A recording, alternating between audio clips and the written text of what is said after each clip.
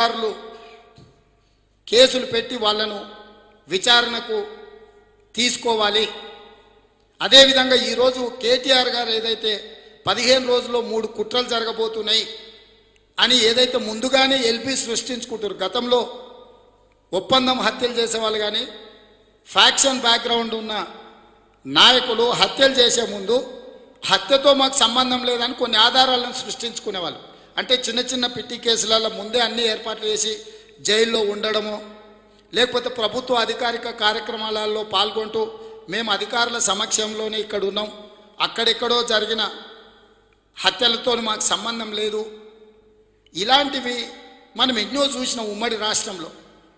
ఇప్పుడు కూడా కేటీఆర్ ఏదో కుట్ర జరుగుతుంది సానుభూతి కోసము 2018లో విశాఖపట్నంలో జరిగిన దాడి, అక్కడ వ్యూహకర్త ప్రశాంత్ కిషోర్, 2021 వెస్ట్ బెంగాల్లో మమతా బెనర్జీ గారి మీద జరిగిన దాడి, ఎన్నికల సమయంలో పొందిన సానుభూతి, అక్కడ ప్రశాంత్ కిషోరే వ్యూహకర్త.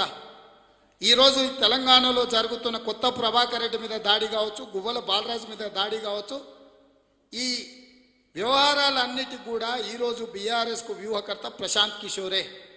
ప్రశాంత్ కిషోర్ ఎక్కడ ఉన్నా ఎన్నికల ప్రక్రియ మొదలైన ఎంబడే ఇలాంటి కుట్రలతో దాడులతో సానుభూతిని మూటగట్టి ఆయన ఏ పార్టీ కోసం వ్యూహకర్తగా పనిచేస్తుండో ఆ పార్టీలను ఎన్నికల్లో గెలిపించడానికి Prashant Kishor trade mark. So వీటి వెనకాల మొత్తంలో ఎవరు వ్యూహకర్తలు? ప్రశాంత్ కిషోర్ గారు ఇంకా టీఆర్ఎస్కు వ్యూహకర్తగా ఉండి ఇట్లాంటి వ్యూహాలు పన్నుతున్నాడా, లేకపోతే మిడిమిడి జ్ఞానంతో కేటీఆర్ఏ ఇట్లాంటి కుట్రలు, ఈ కుట్రలను అమలు చేయడంలో హరీష్ రావు గారు సహకరిస్తున్నాడా? ఇది కేసీఆర్కు తెలిసే జరుగుతుందా, కేసీఆర్కు తెలియకుంటే జరుగుతుందా? వీటన్నిటి మీద పూర్తి స్థాయిలో విచారణకు ఆదేశించాలి. ఇది ఎన్నికల అధికారులు చేపట్టవలసిన బాధ్యత. ఇక తెలంగాణ ప్రజలకు నేను చెప్పదలుచుకున్నాను, 10 సంవత్సరాలు తెలంగాణను పట్టి పీడించి అహంకారంతో అహంభావంతో మదమెక్కిన అచ్చోసిన ఆంబోతుల్లాక తెలంగాణ మీద పడి దోసుకున్న బీఆర్ఎస్ ప్రభుత్వాన్ని గద్దె దించాలి. ఏ సానుభూతో, ఏ కత్తిపోట్లో, ఏ మొండి కత్తిపోట్లో, లేకపోతే ఇంకేదో హాస్పిటల్లో స్ట్రెచర్ మీద పండుకొని నాటకాలు, వీటన్నిటిని చూసి అయ్యో పాపం అనిగిన కనికరించినమా? మళ్ళీ మనము ఆత్మహత్యల వైపే మనం వెళ్ళాల్సిన పరిస్థితి వస్తుంది. ఈరోజు తెలంగాణ రాష్ట్రంలో ప్రజాకంటక పరిపాలన జరుగుతుంది.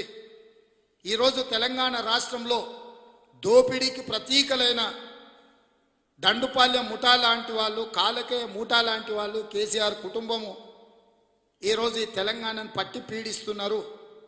వీళ్ళ నుంచి విముక్తి కోసం తెలంగాణ ప్రజలంతా ఎదురు చూస్తున్నారు. ఇవాళ కుటుంబం ఏ విధంగా అధికారాన్ని నిలబెట్టుకోవాలని ఎంత దారుణానికైనా తెగబడతారు. ఎవరు ప్రాణాలు తీసుకోవడానికైనా వెనక్కిపోరు. ఆనాడు తెలంగాణ ఉద్యమంలో 100 రూపాయలు తెచ్చి పెట్రోల్ తెచ్చుకున్నాడు, అగ్గిపెట్టె తెచ్చుకోకుండా ఏ విధంగా అయితే నాటకాలకు తెరలేపిండు హరీష్ రావు, మళ్ళీ ఈరోజు అదే రకమైన నాటకాలకు తెరలేపుతున్నారు. ఈ నాటకాలను అన్నిటిని కూడా మూటగట్టి బంగాళాఖాతంలో వేయాల్సిన అవసరం ఉన్నది. వీటన్నిటి పట్ల మీడియా మిత్రులు, ఎన్నికల అధికారులు, తెలంగాణ ప్రజలందరూ కూడా అప్రమత్తంగా